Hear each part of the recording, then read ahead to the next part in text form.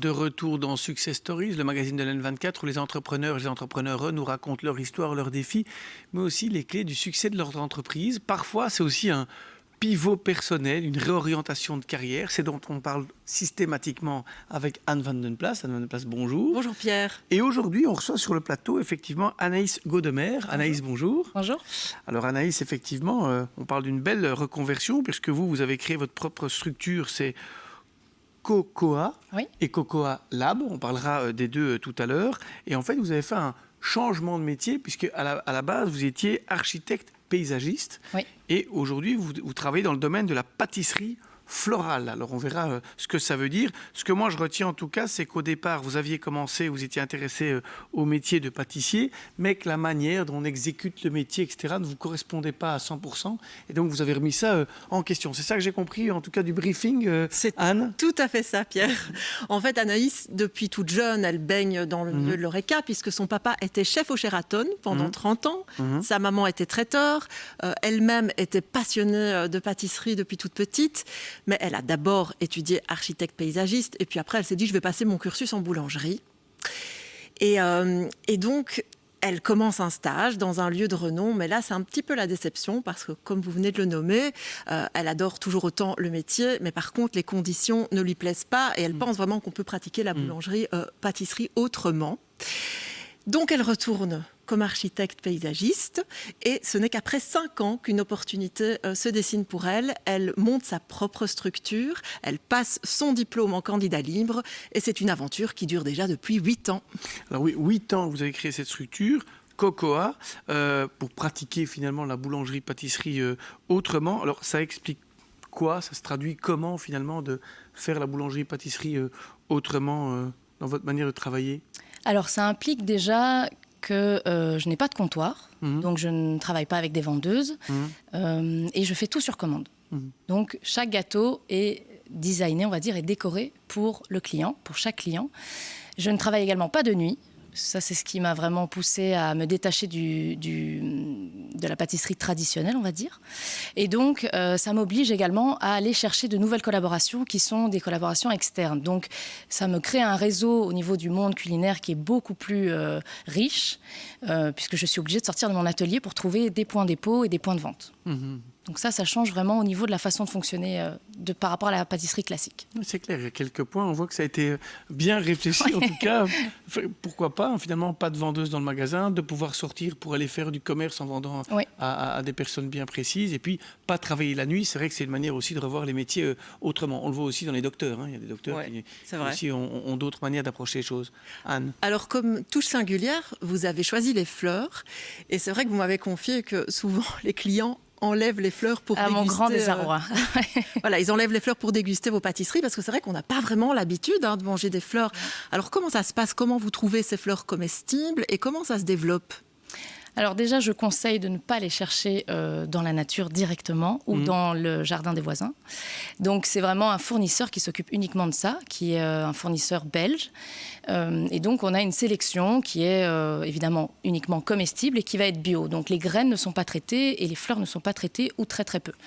Donc on a toute une série que vous devez connaître, les capucines, les pensées, mais on a également les orchidées, l'oxalis, les mufliers. Donc c'est très très large et donc ça permet d'avoir une gamme à la fois de formes et de couleurs qui est à l'infini, on va dire. Donc, chaque gâteau va toujours être différent en fonction des saisons et en fonction aussi de l'inspiration de ma journée, quoi. C'est vrai que les images parlent d'elles-mêmes, et donc on imagine qu'on a une série de gâteaux sur lesquels on voit chaque fois ces belles fleurs, et on le rappelle, c'est comestible, donc ne commencez pas à enlever les fleurs avant de commencer à manger le gâteau. On le voit aussi dans parfois les assiettes proposées par des grands chefs qui mettent effectivement ces différentes fleurs en avant. Alors en 2020, vous avez créé une deuxième structure pour dispenser des cours de pâtisserie. Ça, c'est aussi une manière de voir la pâtisserie autrement, c'est de dire le fameux Cocoa Lab, qu'est-ce qu'on peut apprendre dans vos cours? Quel profit, entre guillemets, peuvent en tirer vos élèves? Alors, Cocoa Lab, c'est vraiment la petite sœur de Cocoa. Donc, c'est parti de l'idée que j'avais envie de partager cette passion, parce que c'est vraiment un métier de passion, la pâtisserie. Et donc, Cocoa Lab est né, en fait, finalement, de l'envie de former des nouvelles vocations. Donc, je vais avoir du particulier, mais j'ai également du professionnel. Et ils viennent apprendre à peu près tout des basiques jusqu'aux pâtisseries un peu plus recherchées, un peu plus fines. Donc on va démarrer par les macarons et on va terminer par les entremets floraux avec la décoration, le pochage, le glaçage, qui sont des gestes très techniques en pâtisserie. Un de vos derniers modules, c'était quoi par exemple? Alors, un des prochains modules, je vais dire, c'est celui du Tea Time, qui est très demandé. Et donc là, on va vraiment balayer tous les classiques de la pâtisserie, mais plutôt de palace. Donc il y a beaucoup de techniques, c'est très méticuleux et il faut respecter un timing. Donc les élèves sont en règle générale picobello sur la façon dont ils travaillent. Moi, j'ai souvenir en fait qu'en Égypte, par rapport au tea time, dans toutes les croisières du Nil, c'est un grand momentum, entre guillemets, toujours à telle heure on fait ça et on a tous ces petits gâteaux. Donc oui, c'est assez intéressant de se focaliser sur ça. C'est un vrai moment de partage aussi. Et c'est ça aussi la base de la pâtisserie, quoi. C'est la générosité, mais c'est aussi le partage. Alors, on le voit, c'est un métier quand même assez précis aussi, et il y a en tout cas dans votre approche, clairement une vision esthétique du produit qui est très très très importante. C'est pas seulement la pâtisserie gourmande, c'est aussi la finesse et puis les fleurs et les belles choses. Est-ce que finalement, dans ce côté finesse, fleurs, on retrouve pas un petit peu quand même une inspiration de votre premier métier, c'est-à-dire architecte paysagiste? Il y a un petit fil rouge quand même. Oui. J'ai pas fermé la porte à mes 5 années d'études. Donc j'ai justement utilisé toutes les compétences que j'avais accumulées pendant 5 ans pour pouvoir le retranscrire sur mes gâteaux. Donc évidemment, l'inspiration, elle vient de mes promenades en forêt. Elle va venir aussi, si je vais aller à la mer, par exemple, si vous regardez l'horizon, vous avez le ciel, la mer, le sable. Donc, c'est vraiment des couches. Et quand vous regardez un entremets, on est également sur des couches différentes, avec différentes textures, avec différentes couleurs. Donc, forcément, pour moi, un entremets, c'est un petit peu composer un plan, mais sur un gâteau. Donc, j'ai simplement transposé mon ancien métier au nouveau. D'où le fait que Cocoa soit la jonction vraiment de mes deux métiers, de mes deux passions. Alors c'est vrai qu'on en a parlé lundi passé, Pierre. Il y a quand même une difficulté aujourd'hui, une perception un peu différente des jeunes par rapport au métier de l'ORECA, une sorte de désinvestissement.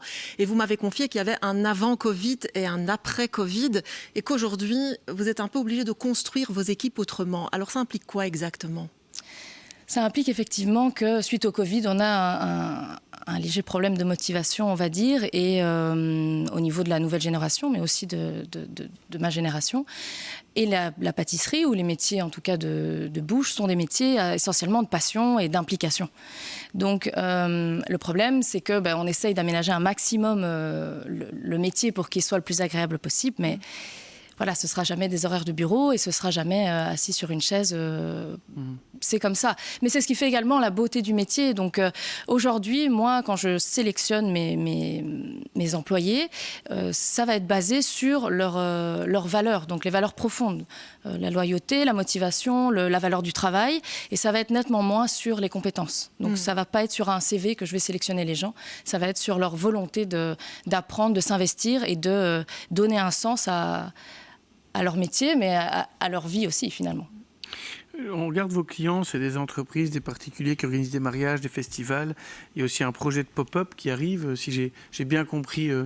C'est notamment Anne qui m'en parlait de ce projet-là.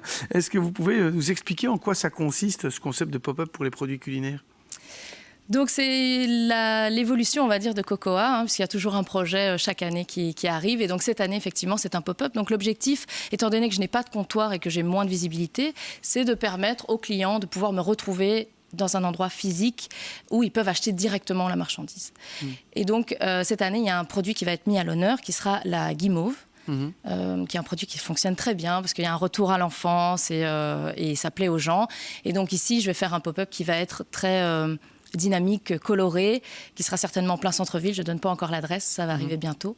Et donc les gens vont pouvoir venir sur place, discuter et déguster les produits sur place. Donc ça complète en fait le concept où vous dites voilà, j'ai pas de vendeuse, mais de temps en temps, pour donner peut-être un peu d'avoir un magasin fixe et dire de temps en temps, là vous dites ok, je fais un petit boost, je trouve un chouette lieu, je fais ça pendant quelques temps de manière éphémère. Et c'est ça un peu la bonne pratique qu'on pourrait parler avec les entrepreneurs et entrepreneurs qui nous regardent, de dire c'est une manière d'aller voir, conquérir un public qui après reviendra et pourra commander chez vous, quoi. Oui, c'est ça. Et c'est un moyen aussi de contenter la clientèle qui a parfois un peu de mal à commander, à s'organiser à ce niveau-là et qui émet quand même quelques remarques. Et donc je trouve que c'est un bon moyen, faire ça 2-3 mois, de proposer la pâtisserie directement aux gens sans qu'ils aient besoin de commander en avance.